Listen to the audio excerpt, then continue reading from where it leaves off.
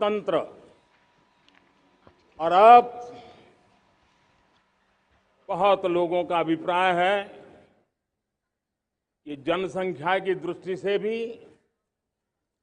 हम विश्व में नंबर 1 पर है। इतना बड़ा विशाल देश, 140 करोड़ देश कि मेरे भाई बहन, मेरे परिवारजन आज आजादी का पर्व मना रहे हैं। देश के कोटि कोटि जनों को, देश और दुनिया में भारत को प्यार करने वाले, भारत का सम्मान करने वाले, भारत का गौरव करने वाले कोटि कोटि जनों को आजादी के इस महान पवित्र पर्व की अनेक अनेक शुभकामनाएं देता हूं। मेरे प्यारे परिवारजन, पूज्य बापू के नेतृत्व में सहयोग का आंदोलन, सत्याग्रह की मूवमेंट और भगत सिंह, सुखदेव, राजगुरु जैसे अनगिनत वीरों का बलिदान, उस पीढ़ी में शायद ही कोई व्यक्ति होगा जिसने देश की आजादी में अपना योगदान न दिया हो।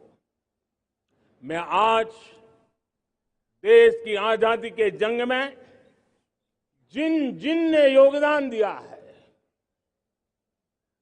बलिदान दिए हैं, त्याग किया है, तपस्या की है, उन सबको आदरपूर्वक नमन करता हूं, उनका अभिनंदन करता हूं। आज 15 अगस्त महान क्रांतिकारी और अध्यात्म जीवन के ऋषितुल्य प्रणेता श्री अरबिंदो की 150वीं जयंती पूर्ण हो रही है।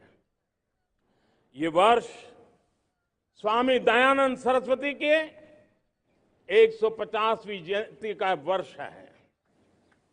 ये वर्ष रानी दुर्गावती के 500वीं जन्मशती का बहुत ही पवित्र अवसर है, जो पूरा देश बड़े धामधूम से मनाने वाला है। ये वर्ष मीराबाई, भक्ति योग की सिरमौर मीराबाई के 525 वर्ष का भी ये पावन पर्व है। ये बार जो 26 जनवरी हम मनाएंगे वो हमारे गणतंत्र दिवस की 75वीं वर्षगांठ होगी। अनेक प्रकार से अनेक अवसर, अनेक संभावनाएं राष्ट्र निर्माण में जुटे रहने के लिए पल पल नई प्रेरणा, पल पल नई चेतना, पल पल सपने, पल पल संकल्प, शायद इससे बड़ा कोई अवसर नहीं हो सकता। मेरे प्यारे परिवारजन, इस बार प्राकृतिक आपदा ने देश के अनेक हिस्सों में अकल्पनीय संकट पैदा किए। जिन परिवारों ने इस संकट में सहन किया है, मैं उन सभी परिवारजनों के प्रति अपनी संवेदना प्रकट करता हूं और राज्य केंद्र सरकार मिलकर के उन सभी संकटों से जल्दी से मुक्त होकर के फिर तेज गति से आगे बढ़ेंगे, ये मैं विश्वास दिलाता हूं। मेरे प्यारे परिवारजनों, पिछले कुछ सप्ताह नॉर्थ ईस्ट में, विशेषकर मणिपुर में और हिंदुस्तान के भी अन्य कुछ भागों में लेकिन विशेषकर मणिपुर में जो हिंसा का दौर चला, कई लोगों को अपना जीवन खोना पड़ा, मां बेटियों के सम्मान के साथ खिलवाड़ हुआ। लेकिन कुछ दिनों से लगातार शांति की खबरें आ रही हैं। देश मणिपुर के लोगों के साथ है। देश मणिपुर के लोगों को पिछले कुछ दिनों से जो शांति बनाए रखी है, उस शांति के पर्व को आगे बढ़ाएं और शांति से ही समाधान का रास्ता निकलेगा। और राज्य और केंद्र सरकार मिलकर के उन समस्याओं के समाधान के लिए भरपूर प्रयास कर रही है, करती रहेगी। मेरे प्यारे परिवारजनों, जब हम इतिहास की तरफ नजर करते हैं तो इतिहास में कुछ पल ऐसे आते हैं जो अपनी अमिट छाप छोड़ करके जाते हैं और उसका प्रभाव सदियों तक रहता है। और कभी कभी शुरुआत में वो बहुत छोटा लगता है, छोटी सी घटना लगती है, लेकिन वो अनेक समस्याओं की जड़ बन जाती है। हमें याद है 1000-1200 साल पहले इस देश पर आक्रमण हुआ। एक छोटे से राज्य के छोटे से राजा का पराजय हुआ, लेकिन तब पता तक नहीं था कि एक घटना भारत को 1000 साल की गुलामी में फंसा देगी।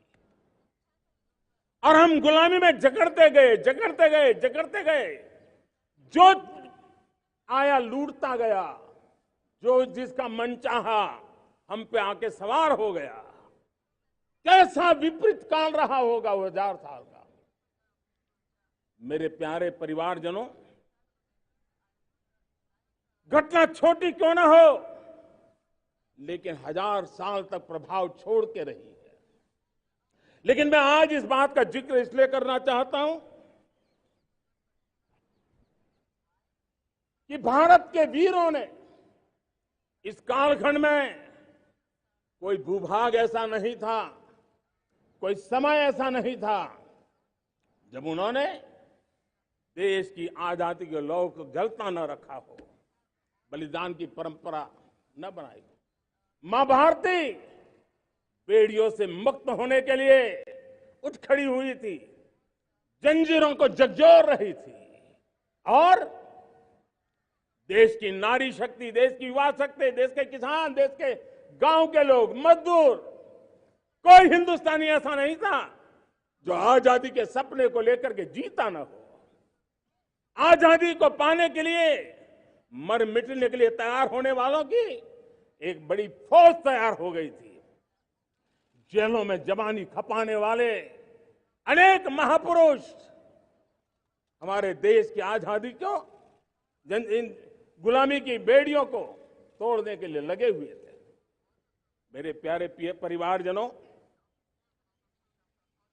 जनचेतना को वो व्यापक रूप, त्याग और तपस्या का वो व्यापक रूप, जन जन के अंदर एक नए विश्वास जगाने वाला वो पल आखिरकार 1947 में देश आजाद हुआ। 1000 साल की गुलामी में संजोए हुए सपने देशवासी पूरे करते हुए देखे। साथियों, मैं 1000 साल पहले की बात इसलिए कह रहा हूं, मैं देख रहा हूं फिर एक बार देश के सामने एक मौका आया है। इस ऐसे कालखंड में हम जी रहे हैं, ऐसे कालखंड में हमने प्रवेश किया है, और यह हमारा सौभाग्य है कि भारत के ऐसे अमृत काल में, ये अमृत काल का पहला वर्ष है। या तो हम जवानी में जी रहे हैं या हम मां भारती की गोद में जन्म ले चुके हैं। और ये कालखंड, मेरे शब्द लिख करके रखिए मेरे प्यारे परिवारजनों, इस कालखंड में जो हम करेंगे, जो कदम उठाएंगे, जितना त्याग करेंगे, तपस्या करेंगे, सर्वजन हिताय सर्वजन सुखाय, एक के बाद एक फैसले लेंगे, आने वाले 1000 साल का देश का स्वर्णिम इतिहास उससे अंकुरित होने वाला है।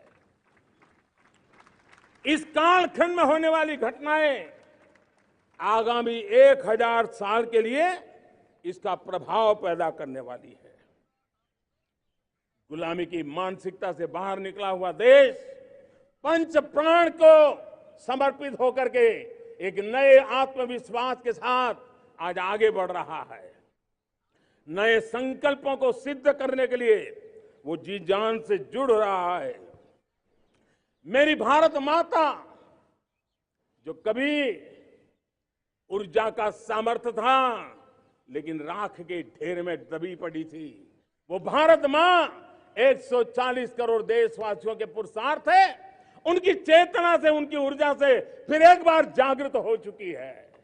मां भारती जागृत हो चुकी है और मैं साफ देख रहा हूं दोस्तों, यही कालखंड है। पिछले 9-10 साल हमने अनुभव किया है, विश्व भर में भारत की चेतना के प्रति, भारत के सामर्थ्य प्रति एक नया आकर्षण, नया विश्वास, नई आशा पैदा हुई है। और ये प्रकाश पुंज जो भारत से उठा है, वो विश्व को उसमें अपने लिए ज्योति नजर आ रही है। विश्व को एक नया विश्वास पैदा हो रहा है। हमारा सौभाग्य है, कुछ ऐसी चीजें हमारे पास हैं जो हमारे पूर्वजों ने हमें विरासत में दी है और वर्तमान कालखंड ने गढ़ी है। आज हमारे पास डेमोग्राफी है, आज हमारे पास डेमोक्रेसी है, आज हमारे पास डायवर्सिटी है। डेमोग्राफी, डेमोक्रेसी और डायवर्सिटी की ये त्रिवेणी भारत के हर सपने को साकार करने का सामर्थ्य रखती है। आज पूरे विश्व में वहां देशों की उम्र ढल रही है, ढलाव पर है, तब भारत यौवन की तरफ ऊर्जावान होकर के बढ़ रहा है। कितने बड़े गौरव का कालखंड है कि आज 30 साल की कम आयु की जनसंख्या दुनिया में सर्वाधिक कहीं है तो ये मेरे भारत मां की गोद में है, ये मेरे देश में है।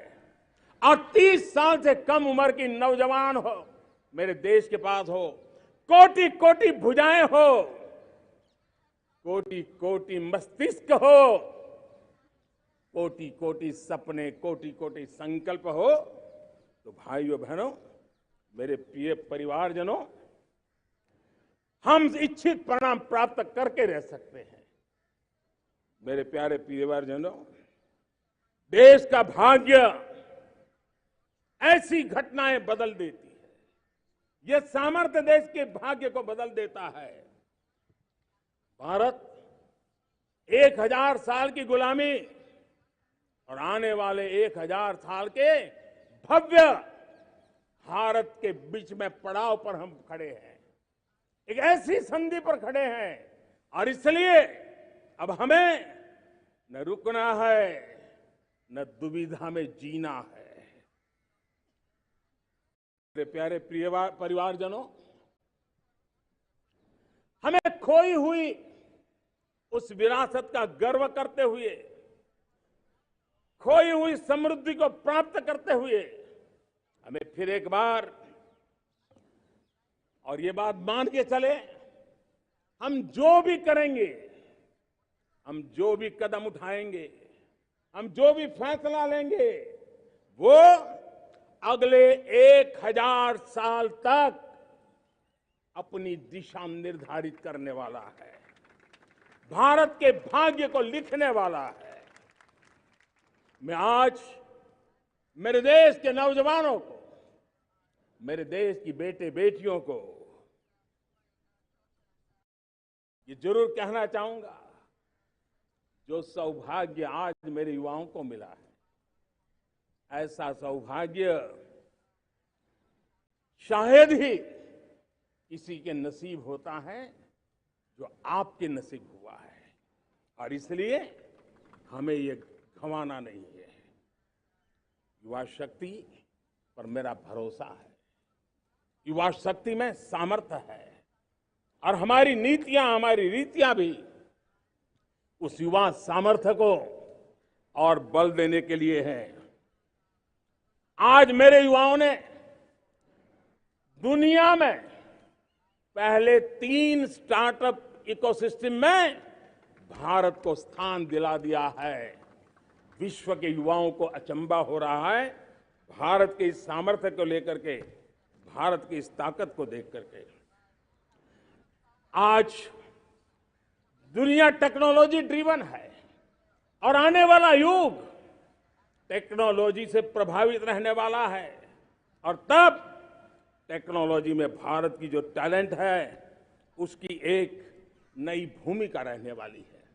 साथियों, मैं पिछले दिनों G20 समिट में बाली गया था, और बाली में दुनिया के समृद्ध देश, दुनिया के विकसित देश भी, उनके मुखिया मुझे भारत की डिजिटल इंडिया की सफलता के लिए बारीकियों से जानने के लिए इच्छुक थे।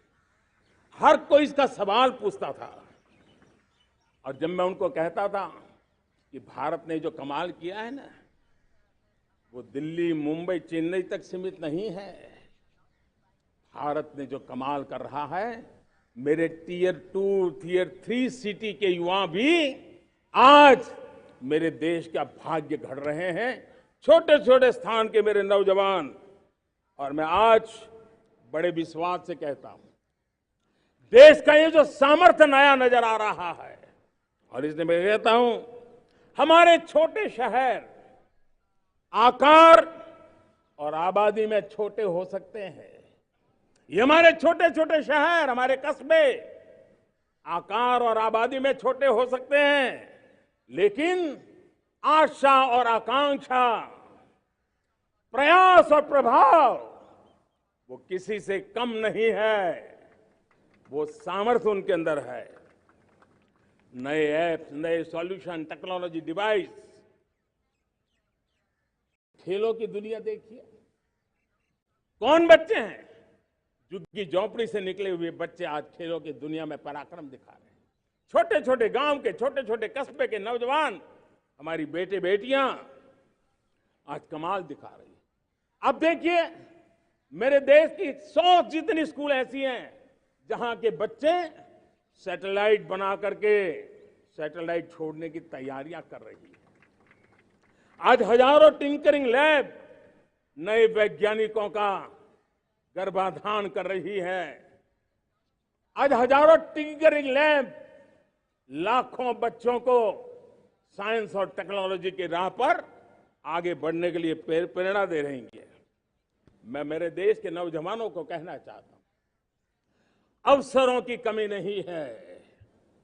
आप जितने अवसर चाहेंगे, ये देश आसमान से भी ज्यादा अवसर आपने देने का सामर्थ्य रखता है।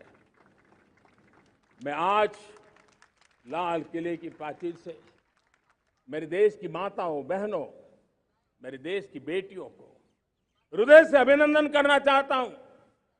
देश आज जब पहुंचा है, अब विशेष शक्ति जुड़ रही है मेरी माताओं, बहनों के सामर्थ्य की। आज देश प्रगति की राह पर चल पड़ा है, तो मैं मेरे किसान भाई बहनों का भी अभिनंदन करना चाहता हूं। ये आप ही का पुरुषार्थ है, ये आप ही का परिश्रम है कि देश आज कृषि क्षेत्र में आगे बढ़ रहा है। मैं मेरे मजदूरों का, मेरे श्रमिकों का, मेरे प्रिय परिवारजन, ऐसे कोटि कोटि श्रमिकों को आज मैं नमन करता हूं, उनका अभिनंदन कर रहा हूं। देश आज जो आधुनिकता की ओर बढ़ रहा है, विश्व की तुलना करने वाले सामर्थ्य के साथ नजर आ रहा है, उसके पीछे मेरे देश के मजदूरों का, मेरे देश के श्रमिकों का बहुत बड़ा योगदान है। आज समय कहता है कि लाल किले की प्राचीर से मैं उनका अभिनंदन करूं, उनका अभिवादन करूं। और ये मेरे परिवारजन 140 करोड़ देशवासी, मेरे इन श्रमिकों का, रेहड़ी पटरी वालों का, फूल सब्जी बेचने वालों का हम सम्मान करते हैं। मेरे देश को आगे बढ़ाने में, मेरे देश को प्रगति की नई ऊंचाई पर ले जाने में प्रोफेशनल्स की बहुत बड़ी भूमिका है, बढ़ती रही है। चाहे साइंटिस्ट हो, चाहे इंजीनियर्स हो, डॉक्टर्स हो, नर्सिस हो, शिक्षक हो, आचार्य हो, यूनिवर्सिटीज हो, गुरुकुल हो, हर कोई मां भारती का भविष्य उज्जवल बनाने के लिए अपनी पूरी ताकत से लगा हुआ है। मेरे प्यारे परिवारजनों, राष्ट्रीय चेतना वो एक ऐसा शब्द है जो हमें चिंताओं से मुक्त कर रहा है। और आज वो राष्ट्रीय चेतना ये सिद्ध कर रही है कि भारत का सबसे बड़ा सामर्थ्य बना है भरोसा, भारत का सबसे बड़ा सामर्थ्य बना है विश्वास। जन जन में हमारा विश्वास, जन जन का सरकार पर विश्वास, जन जन का देश के उज्जवल भविष्य पर विश्वास, और विश्व का भी भारत के प्रति विश्वास। ये विश्वास हमारी नीतियों का है, हमारी रीति का है। भारत के उज्जवल भविष्य को जिस निर्धारित मजबूत कदमों से हम आगे बढ़ा रहे हैं उसका है। भाइयों बहनों, मेरे प्यारे परिवारजनों, ये बात निश्चित है कि भारत का सामर्थ्य और भारत की संभावनाएं विश्वास की नई बुलंदियों को पार करने वाली है। और ये विश्वास की नई बुलंदियां नए सामर्थ्यों को लेकर के चलनी चाह रही है। आज देश में G20 समिट के मेहमान नवाजी का भारत को अवसर मिला है। और पिछले एक साल से हिंदुस्तान के हर कोने में जिस प्रकार से G20 के अनेक ऐसे आयोजन हुए, अनेक कार्यक्रम हुए हैं, उसने देश के सामान्य मानवी के सामर्थ्य को विश्व को परिचित करा दिया है। भारत की विविधता का परिचय कराया है। भारत की डायवर्सिटी को दुनिया अचंभे से देख रही है और उसके कारण भारत के तरफ आकर्षण बढ़ा है। भारत को जानने की, समझने की इच्छा जगी है। उसी प्रकार से आप देखिए एक्सपोर्ट, आज भारत का एक्सपोर्ट के तेजी से बढ़ रहा है। और मैं कहना चाहता हूं, दुनिया के एक्सपर्ट्स इन सारे मानदंडों के आधार पर कह रहे हैं कि अब भारत रुकने वाला नहीं है। दुनिया की कोई भी रेटिंग एजेंसी होगी वो भारत का गौरव कर रही है। कोरोना काल के बाद दुनिया एक नए सिरे से सोचने लगी और मैं विश्वास से देख रहा हूं कि जिस प्रकार से द्वितीय महायुद्ध के बाद, द्वितीय विश्व युद्ध के बाद दुनिया ने एक नया वर्ल्ड ऑर्डर आकार लिया था, मैं साफ साफ देख रहा हूं कि कोरोना के बाद एक नया विश्व ऑर्डर, एक नया ग्लोबल ऑर्डर, एक नया जियोपॉलिटिकल इक्वेशन ये बहुत तेजी से आगे बढ़ रहा है। जियोपॉलिटिकल इक्वेशन की सारे व्याख्याएं बदल रही है, परिभाषाएं बदल रही है। और मेरे प्यारे परिवारजनों, आप गौरव करेंगे। बदलते हुए विश्व को शेप देने में आज मेरे 140 करोड़ देशवासियों आपका सामर्थ्य नजर आ रहा है। आप निर्णायक मोड़ पर खड़े हैं। और कोरोना काल में भारत ने जिस प्रकार से देश को आगे बढ़ाया, दुनिया ने हमारे सामर्थ्य को देखा है।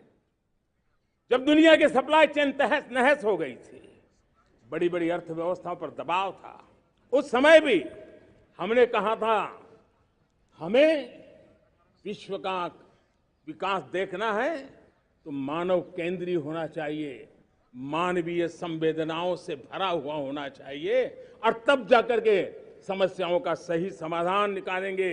और कोविड ने हमें सिखाया है, यह हमें मजबूर किया है, लेकिन मानवीय संवेदनाओं को छोड़ करके हम विश्व का कल्याण नहीं कर सकते।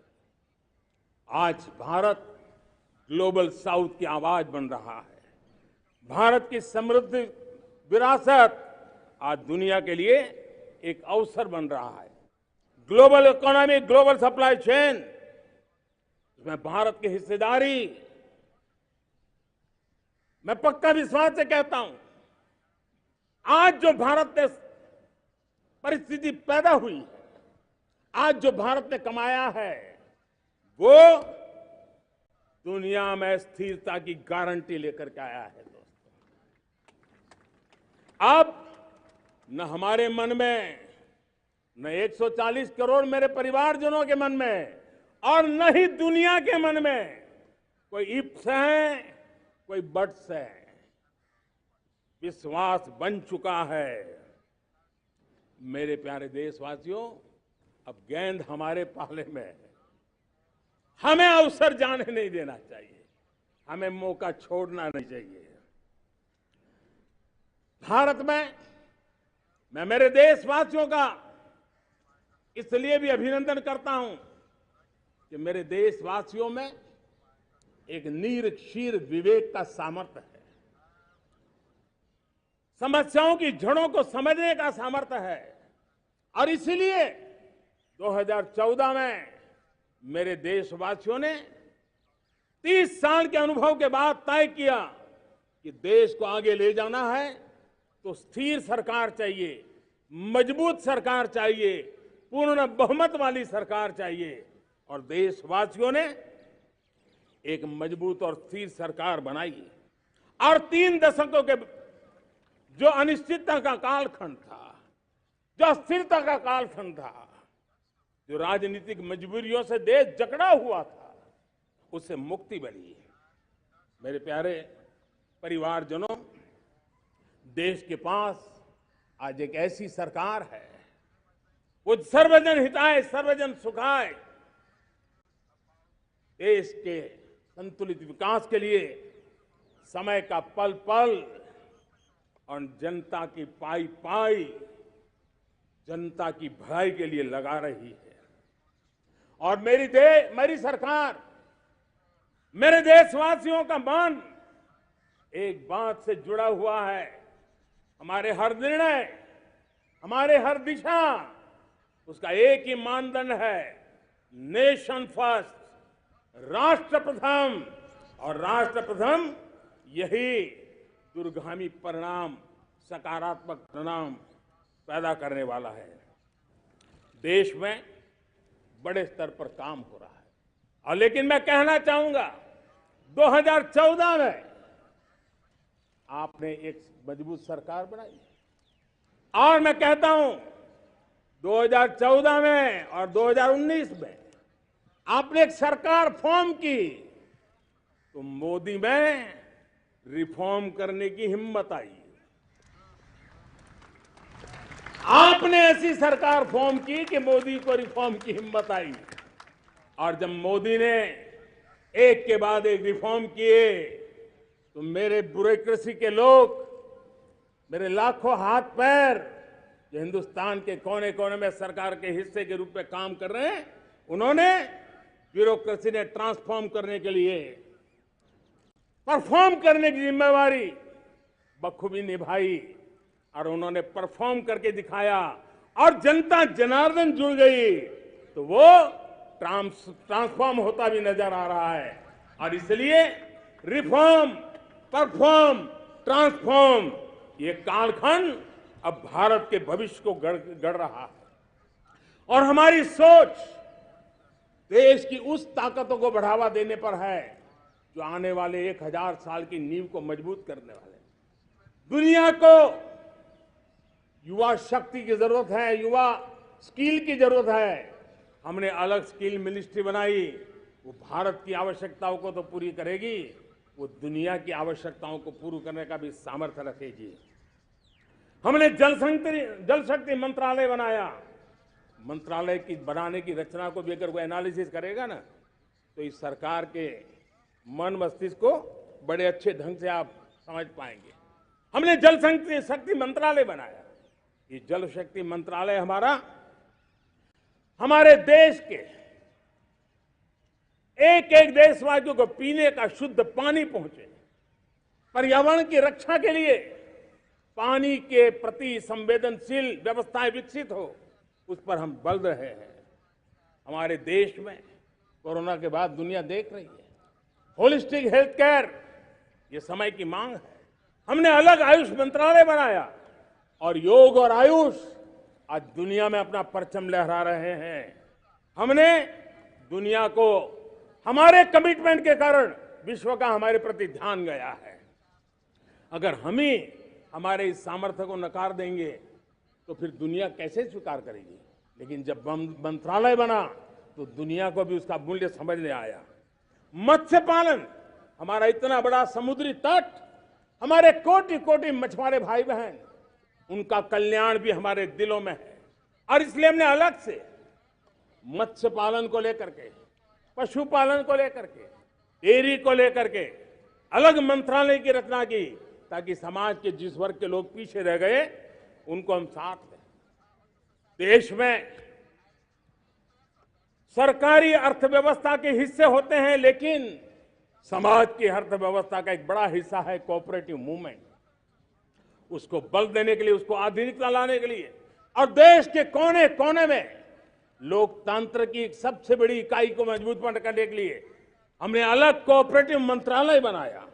और वो हमारी सहकारी संस्थाएं उसका जाल बिछा रहा है, ताकि गरीब से गरीब की वहां सुनवाई हो, उसकी आवश्यकताओं की पूर्ति हो, और वो भी राष्ट्र के विकास की योगदान में एक छोटी इकाई का हिस्सा बनकर के उसमें वो योगदान दे रखें। हमने सहकार से समृद्धि का रास्ता अपनाया है। मेरे प्यारे परिवारजनों, जब हम 2014 में आए थे तो हम वैश्विक अर्थव्यवस्था में 10वें नंबर पर थे, और आज 140 करोड़ देशवासियों का पुरुषार्थ रंग लाया है कि हम विश्व की अर्थव्यवस्था में 5वें नंबर पर पहुंच चुके हैं।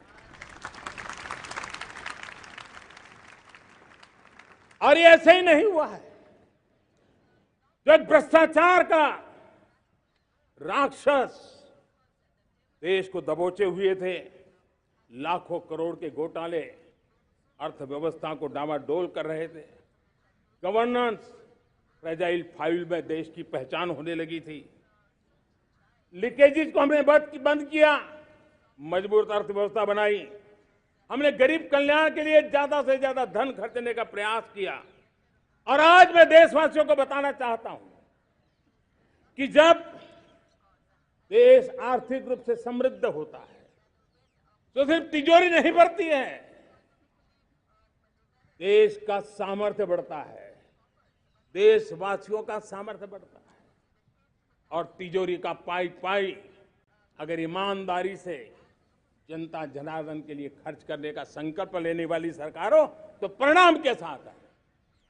मैं 10 साल का हिसाब तिरंगे की साक्षी में लाल किले की प्राचीर से मेरे देशवासियों को दे रहा हूं। आंकड़े देख करके आपको लगेगा इतना बड़ा बदलाव, इतना बड़ा सामर्थ्य। 10 साल पहले राज्यों को 30 लाख करोड़ रुपए भारत सरकार की तरफ से जाते थे। पिछले 9 साल में यह आंकड़ा 100 लाख करोड़ पर पहुंचा है। पहले स्थानीय निकाय के विकास के लिए भारत सरकार के खजाने से 70,000 करोड़ रुपया जाता था, आज वो 3 लाख करोड़ से भी ज्यादा जा रहा है। पहले गरीबों के घर बनाने के लिए 90,000 करोड़ रुपया खर्च होता था, आज वो 4 गुना होकर के 4 लाख करोड़ से भी ज्यादा खर्च गरीबों के घर बनाने के लिए हो रहा है। पहले गरीबों को यूरिया सस्ता मिले, जो यूरिया की बैग दुनिया के कुछ बाजारों में 3000 में बिकती है, वो यूरिया की बैग मेरे किसानों को 300 में मिले। और इसलिए देश की सरकार 10 लाख करोड़ रुपया मेरे किसानों की यूरिया में सब्सिडी दे रहा है। मुद्रा योजना 20 लाख करोड़ रुपए, उससे भी ज्यादा मेरे देश के नौजवानों को स्वरोजगार के लिए, अपने व्यवसाय के लिए, अपने कारोबार के लिए दिए हैं। 8 करोड़ लोगों ने नया कारोबार शुरू किया है। और 8 करोड़ लोगों ने कारोबार शुरू किया है, ऐसा नहीं, हर कारोबारी ने एक या दो लोगों को रोजगार दिया है। 8 से 10 करोड़ नए लोगों को रोजगार देने का सामर्थ्य ये मुद्रा योजना से लाभ लेने वाले 8 करोड़ नागरिकों को रहा है। एमएसएमईज को करीब 3.5 लाख करोड़ रुपए की मदद से कोरोना के संकट में भी उनको डूबने नहीं दिया, मरने नहीं दिया, उनको एक ताकत दी है। 1 रैंक 1 पेंशन मेरे देश के सेना के जवानों का एक सम्मान का विषय था। 70,000 करोड़ रुपया भारत की तिजोरी से आज पहुंचा है, मेरे निवृत्त सेना के नायकों के जेब में, उनके परिवार में पहुंचा है। सभी कैटेगरी में, मैंने तो कुछ ही गिनाए, मैं ज्यादा समय लेना नहीं चाहता। हर कैटेगरी में पहले की तुलना में अनेक गुना धन देश के विकास के लिए, कोने कोने में रोजगार पैदा करने के लिए, पाई पाई का उपयोग भारत का भाग्य बदलने के लिए हो, और इसलिए हमने काम किया है। और मेरे प्यारे प्रियजनों, इतना ही नहीं, हमने इन सारे प्रयासों का परिणाम है कि आज 5 साल के मेरे एक कार्यकाल में, 5 साल के कार्यकाल में, 5 साल में 13.5 करोड़ मेरे गरीब भाई बहन गरीबी की जंजीरों को तोड़ करके नियो मिडिल क्लास के रूप में बाहर आए हैं। जीवन का इससे बड़ा कोई संतोष नहीं होता। मेरे प्यारे प्रिय परिवारजनों, और जब 13.5 करोड़ लोग गरीबी की इस मुसीबतों से बाहर निकलते हैं, तो कैसी कैसी योजनाएं उनको मदद दी है। उनको आवास योजना का लाभ मिलना, पीएम स्वनिधि से 50,000 करोड़ रुपया रेहड़ी पटरी वालों तक पहुंचाया है। आने वाले दिनों में, आने वाली विश्वकर्मा जयंती पर एक कार्यक्रम हम लागू करेंगे।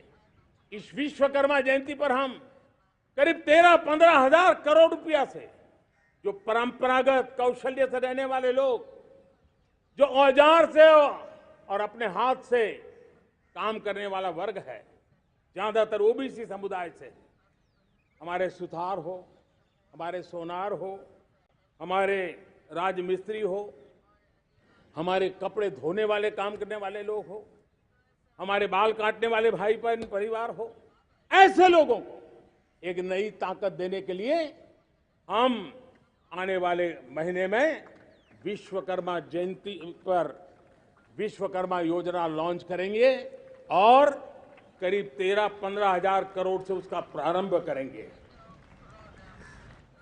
हमने पीएम किसान सम्मान निधि में 2.5 लाख करोड़ रुपया सीधा मेरे देश के किसानों के खाते में जमा किया है।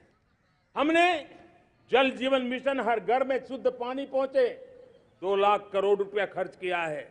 हमने आयुष्मान भारत योजना, ताकि गरीब को बीमारी के कारण अस्पताल जाने से जो मुसीबत होती थी उसको मुक्ति दिलाना, उसको दवाई मिले, उसका उपचार हो, ऑपरेशन हो, अच्छे से अच्छी हॉस्पिटल में हो। आयुष्मान भारत योजना के तहत 70,000 करोड़ रुपए हमने लगाए हैं। पशुधन, देश ने कोरोना वैक्सीन की बात तो देश को याद है, 40,000 करोड़ रुपए लगाए, वो तो याद है, लेकिन आपको जानकर के खुशी होगी, हमने पशुधन को बचाने के लिए करीब 15,000 करोड़ रुपया पशुधन के टीकाकरण के लिए लगाया है। मेरे प्यारे देशवासियों, मेरे प्यारे परिवारजनों, जन औषधि केंद्रों ने देश के सीनियर सिटीजन्स को, देश के मध्यम वर्गीय परिवार को एक नई ताकत दी है। जिस संयुक्त परिवार में अगर किसी को एक डायबिटीज जैसा हो जाए, 2-3 हजार रुपया दवाई का बिल स्वाभाविक हो जाता है। हमने जन औषधि केंद्र से जो दवाई बाजार में 100 रुपए में मिलती है, वो 10 रुपया, 15 रुपया, 20 रुपए में दी। और आज देश में 1000 जन औषधि केंद्रों से मेरे इन बीमारी में जिनको दवाई की जरूरत थी, ऐसे लोगों के करीब 20,000 करोड़ रुपया उनके जेब में बचा है। और ये ज्यादातर मध्यम वर्ग के परिवार के लोग हैं।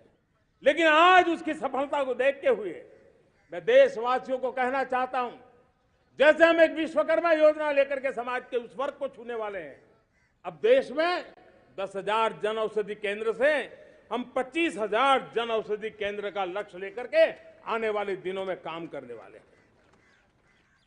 मेरे प्यारे परिवारजनों, जब देश में गरीबी कम होती है तो देश की मध्यम वर्ग की ताकत बहुत बढ़ती है। और अगर दुनिया में, और मैं आपको विश्वास दिलाता हूं, आने वाले 5 साल में मोदी का गारंटी है, देश पहले 3 वैश्विक इकोनॉमी में अपना जगह ले लेगा। ये पक्का जगह ले लेगा।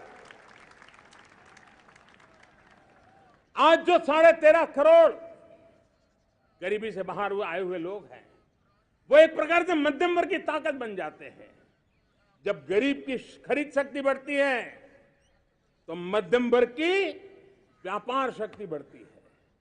जब गांव की खरीद शक्ति बढ़ती है तब कस्बे और शहर की आर्थिक व्यवस्था और तेज गति से दौड़ती है। और यही इंटरकनेक्टेड हमारा अर्थ चक्र होता है। हम उसको बल देकर के आगे चलना चाहते हैं। मेरे प्यारे परिवारजनों, शहर के अंदर जो कमजोर लोग रहते हैं, बिना घर को मुसीबत रहती है, मध्यम वर्ग के परिवार अपना खुद का घर का सपना देख रहे हैं, हम उसके लिए भी आने वाले कुछ सालों के लिए एक योजना लेकर के आ रहे हैं। और जिसमें ऐसे मेरे परिवारजन जो शहरों में अपना घर, शहरों में रहते हैं लेकिन किराए के मकान पे रहते हैं, झुग्गी झोपड़ी में रहते हैं, चाल में रहते हैं, अनऑथोराइज कॉलोनीज में रहते हैं, ऐसे मेरे परिवारजन अगर अपना मकान बनाना चाहते हैं तो बैंक से जो लोन मिलेगा उसके ब्याज के अंदर राहत देकर के लाखों रुपयों की मदद करने का हमने निर्णय किया है। मेरे मध्यम वर्ग के परिवार को जब 2 लाख से 7 लाख इनकम टैक्स की सीमा बढ़ जाती है तो सबसे बड़ा लाभ सैलरी क्लास को होता है, मेरे मध्यम वर्ग को होता है। इंटरनेट का डेटा बहुत महंगा था 2014 के पहले, आज दुनिया का सबसे सस्ता इंटरनेट का डेटा का खर्चा हो रहा है। हर परिवार के पैसे बच रहे हैं। मेरे प्यारे परिवारजनों, विश्व कोरोना के बाद अभी तक उभर नहीं पाया है। युद्ध ने फिर एक नई मुसीबत पैदा की है। आज दुनिया महंगाई के संकट से जूझ रही है। पूरी दुनिया की अर्थव्यवस्था को महंगाई ने दबोच के रखा है। हम भी दुनिया से जिन सामान की जरूरत होती है लाते हैं, तो हमें सामान तो इंपोर्ट करते हैं। हमारा दुर्भाग्य है कि हमें महंगाई भी इंपोर्ट करनी पड़ती है, क्योंकि पूरी दुनिया को महंगाई ने जकड़ के रखा है। लेकिन मेरे प्यारे परिवारजनों, भारत ने महंगाई को नियंत्रित रखने के लिए भरसक प्रयास किए हैं। पिछले कालखंड की तुलना में हमें कुछ सफलता भी मिली है, लेकिन इतने से संतोष नहीं मान सकते। दुनिया से हमारी चीजें अच्छी है, इतने बात से हम सोच नहीं सकते। मुझे तो मेरे देशवासियों को महंगाई की बोझ कम से कम हो, इस दिशा में और भी कदम उठाने हैं और हम उस कदम को उठा के रहेंगे। मेरा प्रयास निरंतर जारी रहेगा। मेरे प्यारे परिवारजनों, आज देश अनेक क्षमताओं को लेकर के आगे बढ़ रहा है। देश आधुनिकता की तरफ आगे बढ़ने के लिए काम कर रहा है। आज देश रिन्यूएबल एनर्जी पे काम कर रहा है। आज देश ग्रीन हाइड्रोजन पे काम कर रहा है। देश की स्पेस पे क्षमता बढ़ रही है, तो देश की डीप सी मिशन में भी सफलता के साथ आगे चल रहा है। देश में रेल आधुनिक हो रही है, तो वंदे भारत बुलेट ट्रेन भी आज देश के अंदर काम कर रही है। गांव गांव पक्की सड़कें बन रही है, तो इलेक्ट्रिक बसें, मेट्रो की रचना भी आज देश में हो रहे हैं। आज गांव गांव तक इंटरनेट पहुंच रहा है, तो क्वांटम कंप्यूटर के लिए भी देश तय कर रहता है।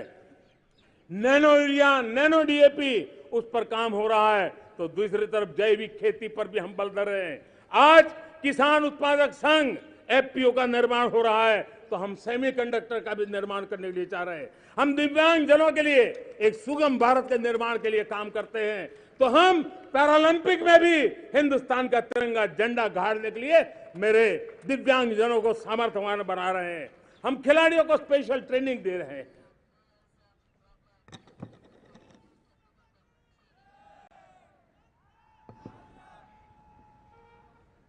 आज भारत पुरानी सोच, पुराने ढर्रे को छोड़ करके लक्ष्यों को तय करके लक्ष्यों को प्राप्त करने की योजना से चल रहा है।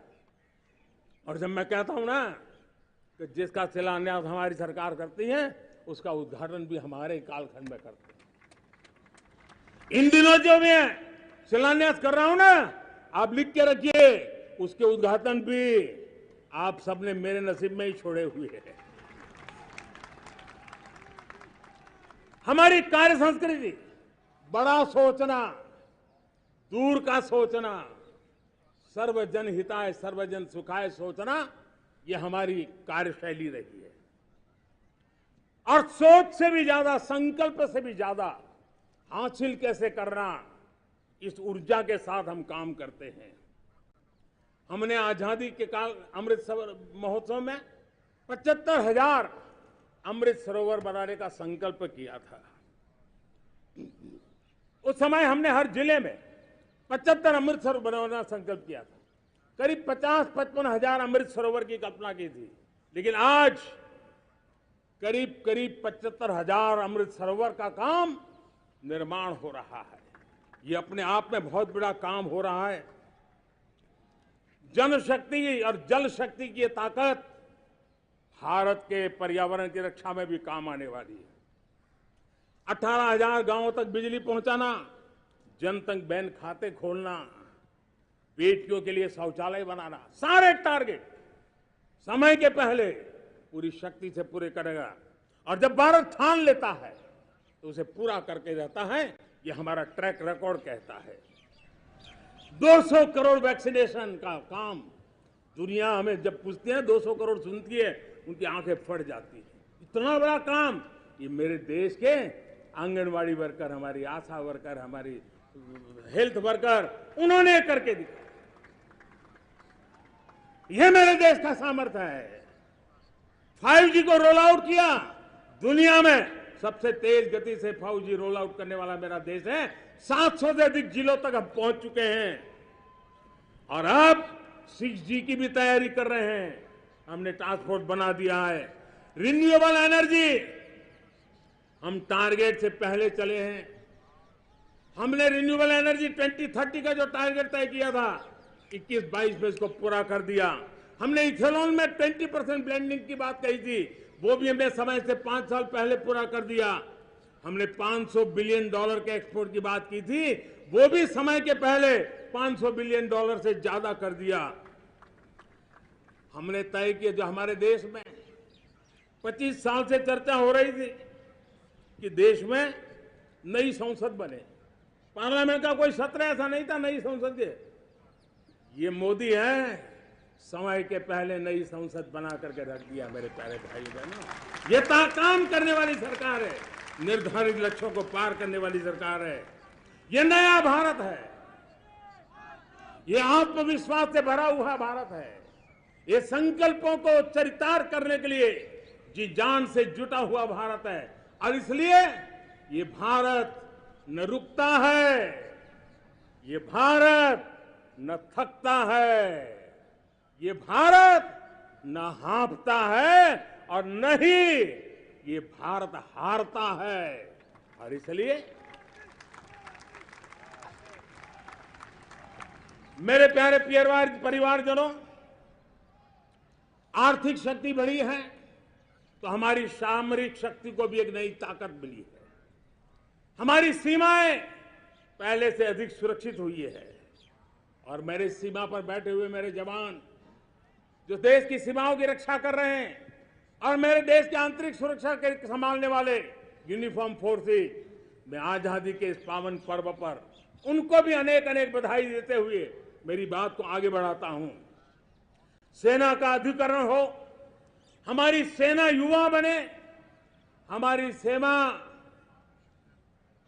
बैटल के लिए रेडी, युद्ध योग्य बने, इसलिए निरंतर रिफॉर्म का काम आज हमारी सेना में हो रहा है। मेरे प्यारे परिवारजनों, आए दिन हम लोग सुना करते थे, यहां बम धमाका हुआ, वहां बम धमाका हुआ, हर जगह पे लिखा हुआ रहता था कि इस बैग को मत छूना, अनाउंसमेंट होते रहते थे।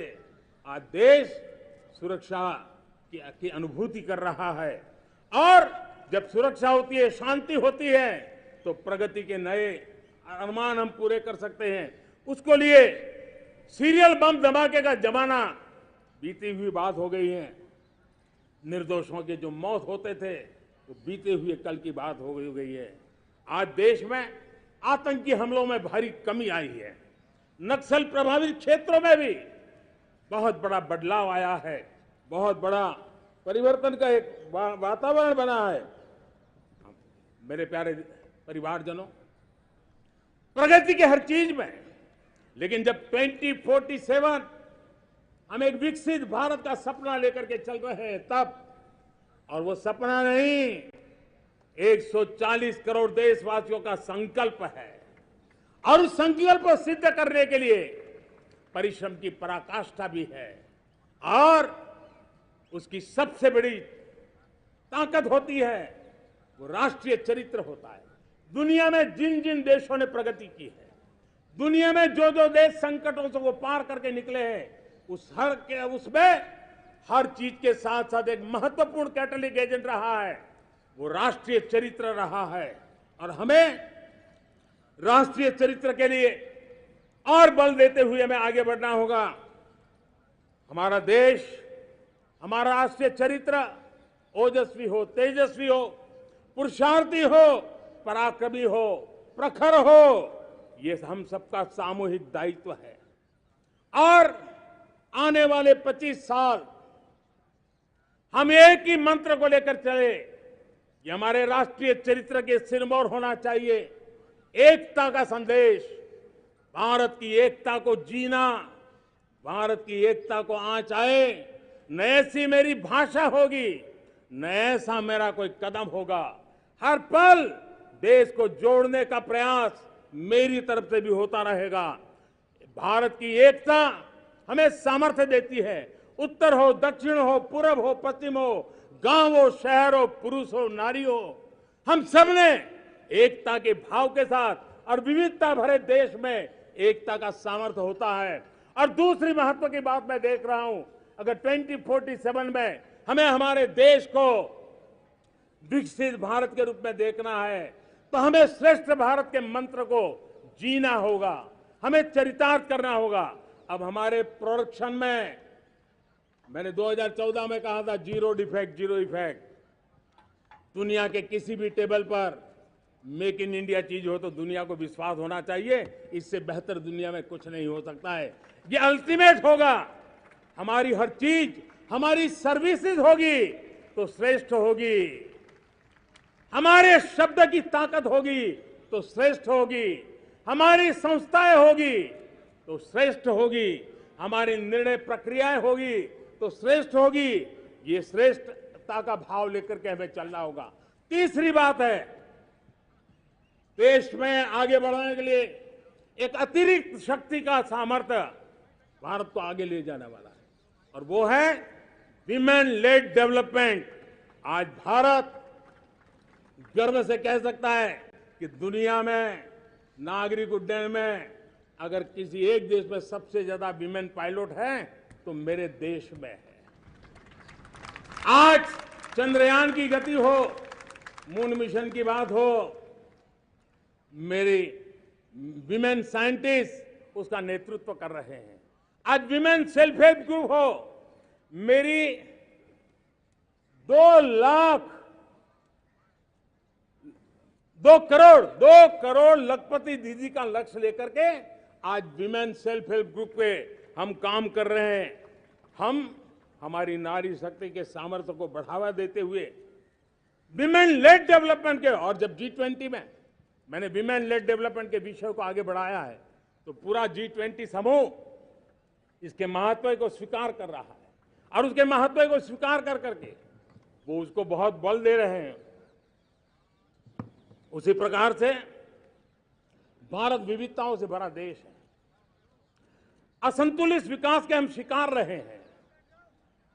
मेरा पराया का के कारण हमारे देश के कुछ हिस्से उसके शिकार रहे हैं। अब हमें रीजनल एस्पिरेशंस को, संतुलित विकास को बल देना है और रीजनल एस्पिरेशंस को लेकर के उस भावना को हमें सम्मान देते हुए, जैसे हमारी भारत मां का कोई, हमारा शरीर का कोई अंग अगर अविकसित रहे तो हमारा शरीर विकसित नहीं माना जाएगा। हमारा शरीर का कोई अंग दुर्बल रहे तो हमारा शरीर स्वस्थ नहीं माना जाएगा। वैसे ही मेरी भारत माता, उसका कोई एक भूभाग भी, समाज का कोई तबका भी अगर दुर्बल रहे तो मेरी भारत माता समर्थ है, स्वस्थ है, ऐसा बैठ करके हम नहीं बैठ सकते। और इसलिए रीजनल एस्पिरेशंस को हमने एड्रेस करने की आवश्यकता है और इसलिए हम समाज का सर्वांगीण विकास हो, सर्वस्पर्शी विकास हो, भूभाग के हर क्षेत्र को उसकी अपनी ताकत को खिलने का अवसर मिले, उस दिशा में आगे बढ़ना चाहते हैं। मेरे प्यारे परिवारजनों, भारत एक मदर ऑफ डेमोक्रेसी है। भारत मॉडल ऑफ डाइवर्सिटी भी है। भाषाएं अनेक हैं, बोलियां अनेक हैं, परिधान अनेक हैं, विविधताएं बहुत है। हमने उन सारे लोगों को आधार पर आगे बढ़ना है। मेरे प्यारे परिवारजनों, देश के जब मैं एकता की बात करता हूं तब अगर घटना मणिपुर में होती है तो पीड़ा महाराष्ट्र में होती है, अगर बाढ़ आसाम में आती है तो बेचैन केरला हो जाता है। हिंदुस्तान के किसी भी हिस्से में कुछ भी हो, हम एक अंगांगी भाव की अनुभूति करते हैं। मेरे देश की बेटियों पर जुल्म न हो, यह हमारा सामाजिक भी दायित्व है, यह हमारा पारिवारिक दायित्व भी है और ये देश के नाते हम सबका दायित्व है। आज जब अफगानिस्तान से गुरु ग्रंथ साहब के स्वरूप को लाते हैं तो पूरा देश गौरव की अनुभूति करता है। जब आज दुनिया के किसी देश में कोविड के काल में मेरा कोई सिख भाई लंगर लगाता है, भूखों को खिलाता है और दुनिया में वाहवाही होती है तो हिंदुस्तान का सीना चौड़ा हो जाता है।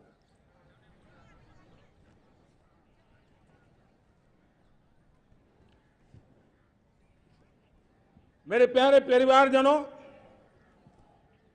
हमारे लिए जब नारी सम्मान की बात करते हैं, मुझे अभी एक देश में दौरा कर रहा था तो वहां एक बहुत ही सीनियर मिनिस्टर, उसने मुझे एक सवाल पूछा। उसने कहा, आपके यहां बेटियां साइंस और इंजीनियरिंग के विषयों की पढ़ाई करती हैं क्या? उसमें क्या था, मैंने उनको कहा, आज मेरे देश में लड़कों से ज्यादा बेटियां आज स्टेम यानी साइंस, टेक्नोलॉजी, इंजीनियरिंग और मैथ्स, अधिकतम भाग मेरी बेटियां ले रही है। तो उनके लिए अचरज था। ये सामर्थ्य आज हमारे देश का देख रहा है। मेरे प्यारे परिवारजनों, आज 10 करोड़ महिलाएं विमेन सेल्फ हेल्प में जुड़ी हुई है और विमेन सेल्फ हेल्प ग्रुप के साथ आप गांव में जाएंगे तो आपको बैंक वाली दीदी मिलेगी, आपको आंगनवाड़ी वाली दीदी मिलेगी, आपको दवाई देने वाली दीदी मिलेगी और अब मेरा सपना है 2 करोड़ लखपति दीदी बनाने का।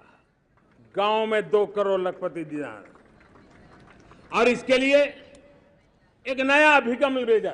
साइंस और टेक्नोलॉजी, हमारे गांव की महिलाओं का भी सामर्थ्य देखता हूं मैं, और इसलिए हम एक नई योजना सोच रहे हैं कि हमारे एग्रीकल्चर सेक्टर में टेक्नोलॉजी आए, एग्रीटेक को बल मिले। इसलिए विमेन सेल्फ हेल्प ग्रुप की बहनों को हम ट्रेनिंग देंगे, ड्रोन चलाने की, ड्रोन रिपेयरिंग की हम ट्रेनिंग देंगे, और हजारों ऐसे विमेन सेल्फ हेल्प ग्रुप को भारत सरकार ड्रोन देगी, ट्रेनिंग देगी, और हमारे एग्रीकल्चर के काम में ड्रोन की सेवाएं उपलब्ध हो। इसके लिए हम शुरुआत करेंगे। प्रारंभ हम 15,000 विमेन सेल्फ हेल्प ग्रुप के द्वारा ये ड्रोन की उड़ान का हम आरंभ कर रहे हैं। मुझे विश्वास है कि इसके कारण हमारे परिवारजनों का, मेरे प्यारे परिवारजनों, आज देश आधुनिकता की तरफ बढ़ रहा है।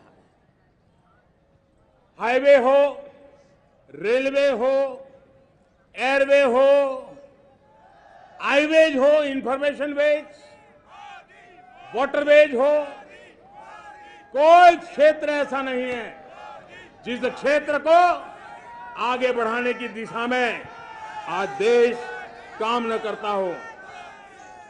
पिछले 9 वर्ष में तटीय क्षेत्रों में हमने, आदिवासी क्षेत्र में, हमारे पहाड़ी क्षेत्र में विकास को बहुत बढ़ दिया है।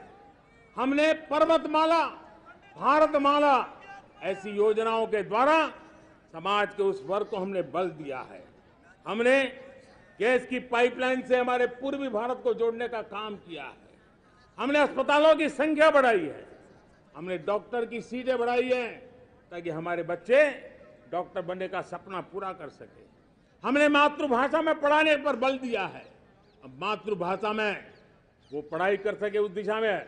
और मैं भारत के सुप्रीम कोर्ट का भी धन्यवाद करता हूं कि भारत की सुप्रीम कोर्ट ने कहा है कि आप जो जजमेंट देंगे उसका जो ऑपरेटिव पार्ट होगा वो जो अदालत में आया है उसकी भाषा में उसको उपलब्ध होगा।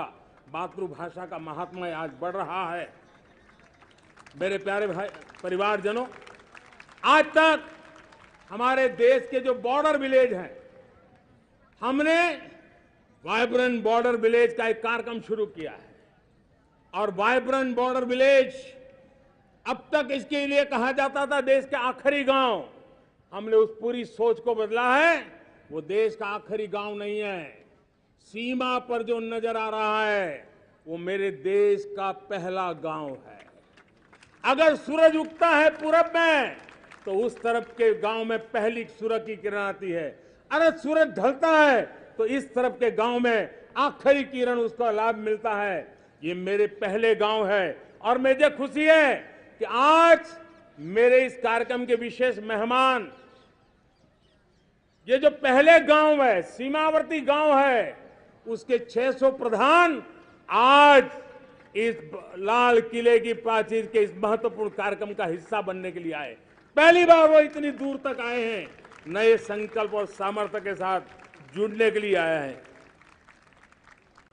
मेरे प्यारे परिवारजनों, हमने संतुलित विकास के लिए एस्पिरेशनल डिस्ट्रिक्ट, एस्पिरेशनल ब्लॉक की कल्पना की और आज उसके सुखद परिणाम मिल रहे हैं।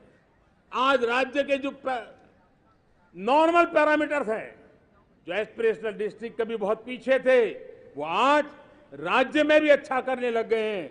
और मुझे विश्वास है कि आने वाले दिनों में ये हमारे आकांक्षी जिले, हमारे आकांक्षी बॉल अवश्य आगे बढ़ेंगे। जैसे मैंने कहा था, भारत का चरित्र की चर्चा कर रहा था, तो मैंने पहला कहा था भारत की एकता, दूसरा कहा था भारत श्रेष्ठता की तरफ बल दें, तीसरा कहा था विमेन लेड डेवलपमेंट की मैंने बात कही थी। और मैं आज एक बात और कहना चाहता हूं कि हम जैसे रीजनल एस्पिरेशन, मैंने चौथी बात कही थी, 5वीं महत्व की बात, और भारत ने उस दिशा में जाओ, और वो है हमारा राष्ट्रीय चरित्र विश्व मंगल के लिए सोचने वाला होना चाहिए। हमें देश को इतना मजबूत बनाना है जो विश्व मंगल के लिए भी अपनी भूमिका अदा करे। और आज कोरोना के बाद मैं देख रहा हूं जिस प्रकार से संकट की घड़ी में देश ने दुनिया की मदद की, उसका परिणाम है कि आज दुनिया में हमारा देश एक विश्व मित्र के रूप में, विश्व का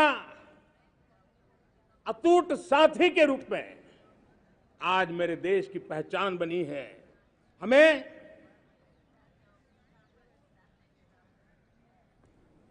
जब विश्व मंगल की बात करते हैं तब भारत का मूलभूत विचार है, उस विचार को हम आगे बढ़ाने लोग हैं। और मुझे खुशी है कि आज अमेरिकी संसद के भी कई चुने हुए गणमान्य प्रतिनिधि भी आज हमारे 15 अगस्त के इस अवसर में हमारे बीच में मौजूद है। भारत की सोच कैसी है, हम विश्व मंगल की बात को कैसे आगे बढ़ाते हैं। अब देखिए, हम जब सोचते हैं तो क्या कहते हैं, हमने दुनिया के सामने ये दर्शन रखा है और दुनिया उस दर्शन को लेकर के हमारे साथ जुड़ रही है। हमने कहा one sun, one world, one grid. Renewable energy के क्षेत्र में एक बहुत बड़ा हमारा स्टेटमेंट है, आज दुनिया उसको स्वीकार कर रही है। कोविड के बाद हमने दुनिया को कहा हमारा अप्रोच होना चाहिए वन अर्थ, वन हेल्थ। समस्याओं का समाधान तभी होगा जब मानव को, पशु को, पौधे को बीमारी के संबंध में समान रूप से एड्रेस किया जाएगा, तब जाकर के हम करेंगे। हमने G20 समिट के लिए दुनिया के सामने कहा है one world, one family, one future. इस सोच को लेकर के चल रहे हैं। हमने क्लाइमेट को लेकर के दुनिया जो संकट से जूझ रही है, हमने रास्ता दिखाया है, लाइफ मिशन लॉन्च किया है, लाइफस्टाइल फॉर एनवायरमेंट। हमने दुनिया के सामने इंटरनेशनल सोलर अलायंस बनाया और आज दुनिया के कई देश इंटरनेशनल सोलर अलायंस का हिस्सा बन रहे हैं। हमने बायोडायवर्सिटी का महत्व देखते हुए बिग कैट अलायंस की व्यवस्था को हमने आगे बढ़ाया है। हमने प्राकृतिक आपदा के कारण, ग्लोबल वार्मिंग के कारण इंफ्रास्ट्रक्चर का जो नुकसान होता है, उसके लिए दूरगामी व्यवस्थाओं की जरूरत है और इसलिए coalition for disaster resilient infrastructure CDRI एक समाधान के रूप में दुनिया को दिया है। विश्व आज समुद्रों को संघर्ष का केंद्र बना रहा है, तब हमने दुनिया को सागर का प्लेटफॉर्म दिया है जो वैश्विक समुद्रिक शांति की गारंटी बन सकता है। हमने पारंपरिक चिकित्सा पद्धतियों को बल देते हुए WHO का ग्लोबल लेवल का सेंटर हिंदुस्तान में बनाने की दिशा में काम किया है। हमने योग और आयुष के द्वारा विश्व कल्याण और विश्व के स्वस्थता की दिशा में काम किया है। और आज भारत विश्व मंगल की मजबूत नींव डाल रहा है।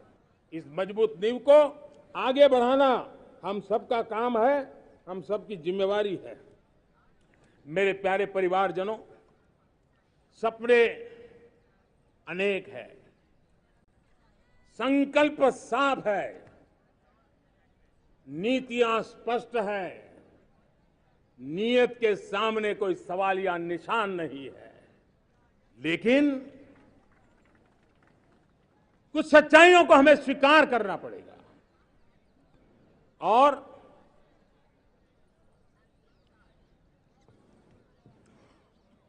उसके समाधान के लिए मेरे प्रिय परिवारजनों, मैं आज लाल किले से आपकी मदद मांगने आया हूं। मैं लाल किले से आपके आशीर्वाद मांगने आया हूं, क्योंकि पिछले सालों मैंने देश को जो समझा है, देश की आवश्यकताओं को जो मैंने परखा है, और अनुभव के आधार पर मैं कह रहा हूं कि आज गंभीरतापूर्वक उन चीजों को हमें लेना होगा। आजादी के अमृतकाल में 2047 में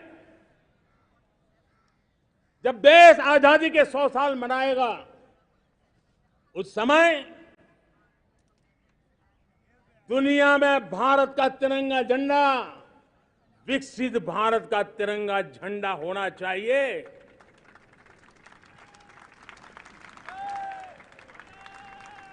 रत्ती भर भी हमें रुकना नहीं है, पीछे नहीं हटना है।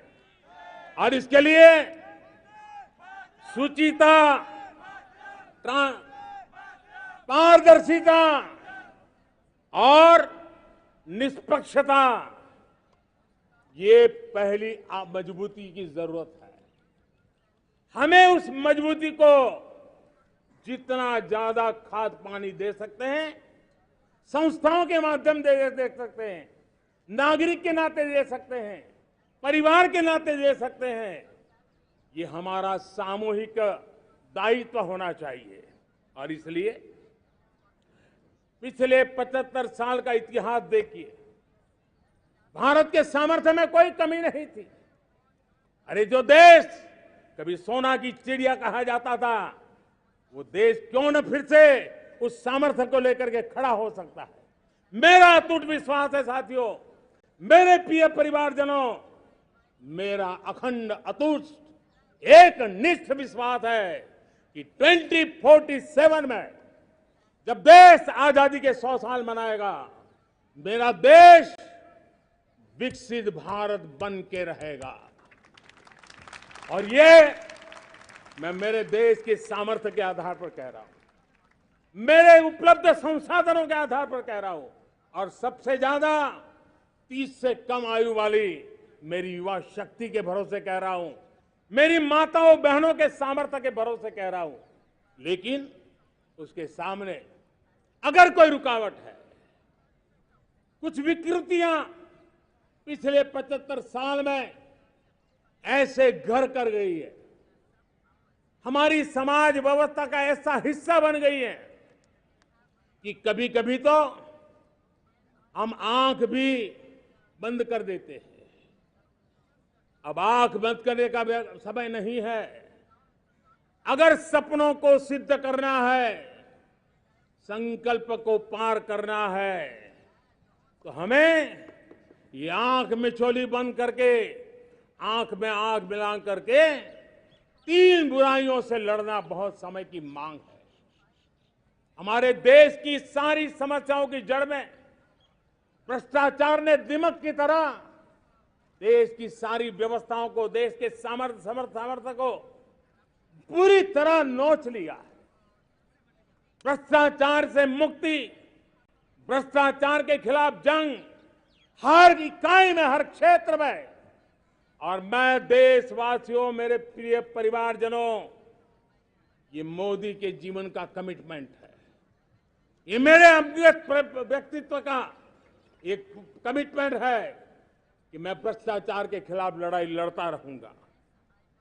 दूसरा, हमारे देश को नोच लिया है परिवारवाद ने। इस परिवारवाद ने देश को जिस प्रकार से जकड़ के रखा है, उसने देश के लोगों का हक छीना है। और तीसरी बुराई तुष्टीकरण की है। ये तुष्टीकरण में भी देश के मूलभूत चिंतन को, देश के सर्व समावेशक हमारे राष्ट्रीय चरित्र को दाग लगा दिए हैं, तहस नहस कर दिया है इन लोगों ने। और इसलिए मेरे प्यारे देशवासियों, इसलिए मेरे प्यारे परिवारजनों, हमें इन 3 बुराइयों के खिलाफ पूरे सामर्थ्य के साथ लड़ना है। भ्रष्टाचार, परिवारवाद, तुष्टीकरण, ये चुनौतियां हमारे ये ऐसी चीजें पनपी है जो हमारे देश के लोगों का जो आकांक्षा है उसका दमन करती है। हमारे देश के कुछ लोगों के पास जो छोटा मोटा सामर्थ्य है उसका शोषण करती है। ये ऐसी चीजें हैं जो हमारे लोगों की आशा आकांक्षाओं को सवाल या निशान में गाड़ देती है। हमारे गरीब हो, हमारे दलित हो, हमारे पिछड़े हो, हमारे पसमानदा हो, हमारे आदिवासी भाई बहन हो, हमारी माताएं बहनें हो, हमने सबने उनके हकों के लिए इन 3 बुराइयों से मुक्ति पानी है। हमें भ्रष्टाचार के खिलाफ एक नफरत का माहौल बनाना है। जैसे गंदगी हमें नफरत पैदा करती है ना मन में, गंदगी पसंद नहीं है, ये सार्वजनिक जीवन की इससे बड़ी कोई गंदगी नहीं हो सकती। और इसलिए हमारे स्वच्छता अभियान को एक नया मोड़ ये भी देना है कि हमें भ्रष्टाचार से मुक्ति पानी है। सरकार टेक्नोलॉजी से भ्रष्टाचार की मुक्ति के लिए बहुत प्रयास कर रही है। आपको जानकर के हैरानी होगी, इस देश में पिछले 9 साल में एक काम मैंने ऐसे किया, आंकड़ा सुनोगे तो लोग कहेंगे मोदी ऐसा करता है, जैसे 10 करोड़ लोग करीब करीब जो गलत फायदा उठाते थे वो मैंने रोक दिया। तो आप में से कोई कहेगा आपने लोगों से अन्याय कर दिया।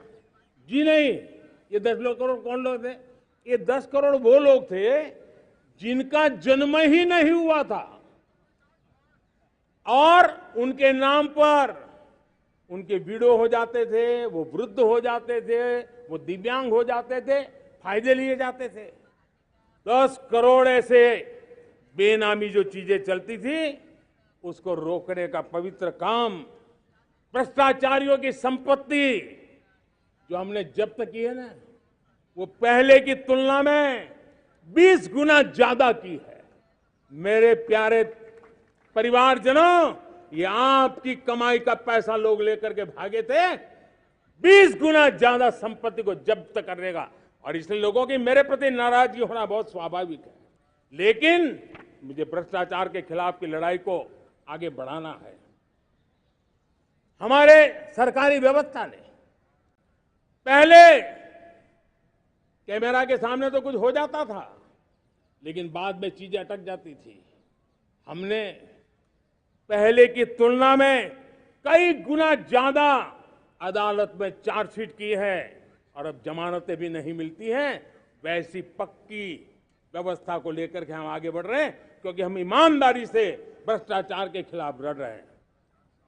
आज परिवारवाद और तुष्टीकरण, इसने देश का बहुत बड़ा दुर्भाग्य किया है। अब लोकतंत्र में ये कैसे हो सकता है कि पॉलिटिकल पार्टी, और मैं विशेष बल दे रहा हूं पॉलिटिकल पार्टी, आज मेरे देश के लोकतंत्र में एक ऐसी विकृति आई है जो कभी भारत के लोकतंत्र को मजबूती नहीं दे सकती। और वो क्या है बीमारी? परिवारवादी पार्टियां। और उनका तो मंत्र क्या है? Party of the family, by the family and for the family. इनका तो जीवन मंत्र यही है कि उनकी पॉलिटिकल पार्टी, उनका राजनीतिक दल परिवार का, परिवार के द्वारा और परिवार के लिए, परिवारवाद और भाई भतीजावाद प्रतिभाओं के दुश्मन होते हैं, योग्यता को नकारते हैं, सामर्थ्य को स्वीकार नहीं करते हैं। और इसलिए परिवारवाद इस देश के लोकतंत्र की मजबूती के लिए उसकी मुक्ति जरूरी है। सर्वजन हिताय सर्वजन सुखाय, हर किसी को हक मिले इसलिए, और सामाजिक न्याय के लिए भी ये बहुत। उसी प्रकार से तुष्टीकरण ने सामाजिक न्याय का सबसे बड़ा नुकसान किया। अगर सामाजिक न्याय को तबाह किसने किया है तो ये तुष्टीकरण की सोच, तुष्टीकरण की राजनीति, तुष्टीकरण का सरकारी योजनाओं का तरीका, इसने सामाजिक न्याय को मौत के घाट उतार दिया है। और इसलिए हमें तुष्टीकरण, भ्रष्टाचार, ये विकास का सबसे बड़ा दुश्मन है।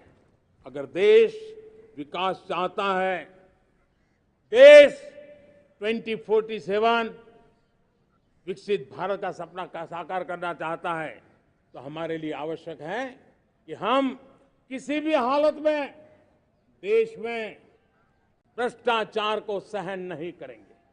इस मूड को लेकर के चलना चाहिए। मेरे प्यारे परिवारजनों, हम सबका एक बहुत बड़ा महत्वपूर्ण दायित्व है। आपने जिस प्रकार से जिंदगी जी है, हमारे आने वाली पीढ़ी को ऐसी जिंदगी जीने के लिए मजबूर करना ये हमारा गुनाह है। ये हमारा दायित्व है कि हमारे आने वाली पीढ़ी को हम ऐसा समृद्ध देश दें, ऐसा संतुलित देश दें, ऐसा सामाजिक न्याय की धरोहर वाला देश दें, ताकि छोटी छोटी चीजों को पाने के लिए उन्हें कभी भी संघर्ष न करना पड़े। हम सभी का कर्तव्य, हर नागरिक का कर्तव्य है, और ये अमृत काल कर्तव्य काल है। हम कर्तव्य से पीछे नहीं उठ सकते। हमें वो भारत बनाना है जो पूज्य बापू के सपनों का था। हमें वो भारत बनाना है जो हमारे स्वतंत्र सेनानियों का सपना था। हमें वो भारत बनाना है जो हमारे वीर शहीदों का था, हमारी वीरांगनाओं का था, जिन्होंने मातृभूमि के लिए अपना जीवन दे दिया था। मेरे प्यारे परिवारजनों, मैं जब 2014 में आपके पास आया था, तब 2014 में मैं परिवर्तन का वादा लेकर के आया था। 2014 में मैंने आपको वादा किया था मैं परिवर्तन लाऊंगा, और 140 करोड़ मेरे परिवारजन, आपने मुझ पे भरोसा किया और मैंने विश्वास पूरा करने की कोशिश की। रिफॉर्म, परफॉर्म, ट्रांसफॉर्म, वो 5 साल जो वादा था वो विश्वास में बदल गया, क्योंकि मैंने परिवर्तन का वादा किया था। रिफॉर्म, परफॉर्म, ट्रांसफॉर्म के द्वारा मैंने इस वादे को विश्वास में बदल दिया। कठोर परिश्रम किया है, देश के लिए किया है, शान से किया है, सिर्फ और सिर्फ नेशन फर्स्ट, राष्ट्र सर्वोपरि, इस भाव से किया है। 2019 में परफॉर्मेंस के आधार पर आप सबने मुझे फिर से आशीर्वाद दिया। परिवर्तन का वादा मुझे यहां ले आया, परफॉर्मेंस मुझे दोबारा ले आया, और आने वाले 5 साल अभूतपूर्व विकास के हैं। 2047 के सपने को साकार करने का सबसे बड़ा स्वर्णिम पल आने वाले 5 साल है। और अगली बार 15 अगस्त को इसी लाल किले से मैं आपको देश की उपलब्धियां, आपके सामर्थ्य, आपके संकल्प, उसमें हुई प्रगति, उसकी जो सफलता है, उसके गौरवगान, उससे भी अधिक आत्मविश्वास के सामने, आपके सामने मैं प्रस्तुत करूंगा। मेरे प्यारे प्रियजनों, मेरे परिवारजनों, मैं आप में से आता हूं, मैं आपके बीच से निकला हूं, मैं आपके लिए जीता हूं। अगर मुझे सपना भी आता है तो आपके लिए आता है। अगर मैं पसीना भी बहाता हूं तो आपके लिए बहाता हूं, क्योंकि इसलिए नहीं कि आपने मुझे दायित्व दिया है, मैं इसलिए कर रहा हूं कि आप मेरे परिवारजन हैं, और आपके परिवार के सदस्य के नाते मैं आपके किसी दुख को देख नहीं सकता हूं, मैं आपके सपनों को चूर चूर होते नहीं देख सकता हूं, मैं आपके संकल्प को सिद्धि तक ले जाने के लिए आपका एक साथी बन करके, आपका एक सेवक बन करके, आपके साथ जुड़े रहने का, आपके साथ जीने का, आपके लिए जूझने का मैं संकल्प लेकर के चला हुआ इंसान हूं। और मुझे विश्वास है हमारे पूर्वजों ने आजादी के लिए जो जंग लड़ा था, जो सपने देखे थे, वो सपने हमारे साथ है। आजादी के जंग में जिन्होंने बलिदान दिया था, उनके आशीर्वाद हमारे साथ है। और 140 करोड़ देशवासियों को एक ऐसा अवसर आया है, ये अवसर हमारे लिए एक बहुत बड़ा संबल लेकर के आया है।